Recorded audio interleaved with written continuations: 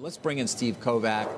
Give us a bit more on color here, why they're at each other, what's at stake, and where does it all end up, of course, is the question. We can all take bets on how long Musk is going to continue, for example, at Doge and sort of in that very strong relationship with the president.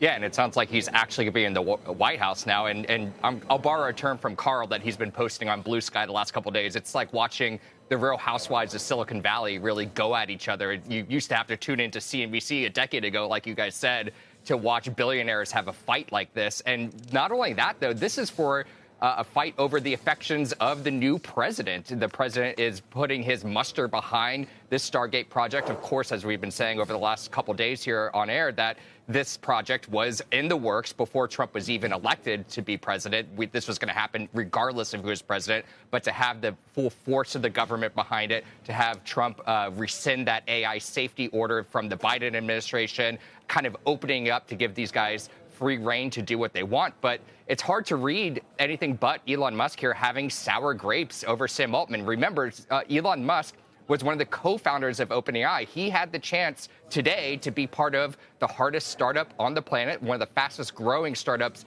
in the history of technology. And instead, he divorced himself from that company over a difference of opinion of how it should be run, nonprofit or profit. He wanted to be CEO at one point, according to emails that OpenAI has released. And now we're seeing these two kind of snipe at each other after they both get into the president's ear, both appear with the president in recent days. And this is what we're seeing play out. You're looking at the tweets right now about how these two are just really sniping each other. They have no love for each other. And by the way, guys, all these CEOs that we saw earlier in this week that were standing behind or sitting behind President Trump when he was inaugurated on Monday, none of these CEOs really have much love for each other. You will never hear Google say a nice word about Oracle. You'll never hear Microsoft say a nice word about Google either. You'll never hear Apple say a nice word about Meta and vice versa. So these guys are all competitors and all trying to kind of battle for the affections of President Trump as they